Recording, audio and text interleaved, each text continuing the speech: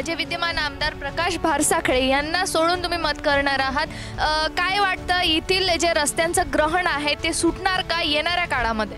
नाही, येणारच नाही. माझं नाव समाधान गुलाबराव कुकडे, राहणार येदलापूर. माझी तिसरी पिढी इथं आहे. तिसरी पिढी. माझे आजोबा इथं राहायला आले होते तेव्हापासून. त्याच्या मागच्या वेळेस माझं काही लक्ष नाही आहे. पण आता जेव्हा हे भारसाकडे दर्यापूरमध्ये आमदार होते त्यावेळेस त्याने दर्यापूर पूर्ण धुवून काढलंच. आमचं त्याबद्दल म्हणणंच नाही. पण आता त्याने आमच्या डोक्यावरच्या केसा काढणं चालू केले.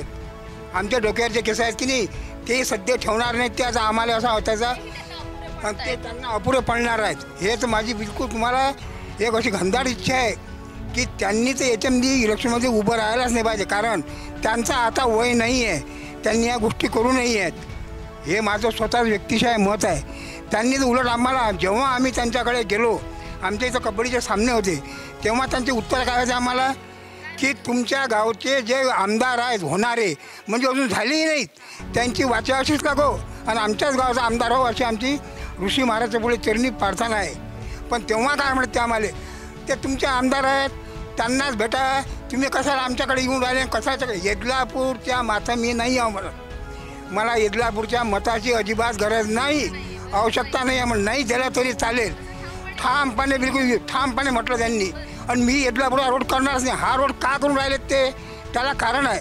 कारण त्यांना पर्याय नाही ना.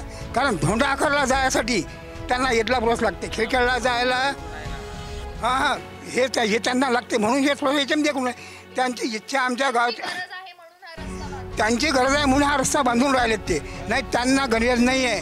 हा मुख्यमंत्री निधीतून रोड आलेला आहे. त्या माणसाचा काहीच संबंध नाही आहे. पण त्यांनी आजपर्यंत काहीच केलं नाही आमच्या गावासाठी. अशी माझी घनदाट इच्छा आहे. मी माझे 2 शब्द संपवतो. तर रस्त्यांचं ग्रहण हे येणाऱ्याही काळात सुटणार नाही आहे. विद्यमान आमदारांना सोडून स्थानिकच आमदार हवा आहे असं गावकऱ्यांचं म्हणणं आहे.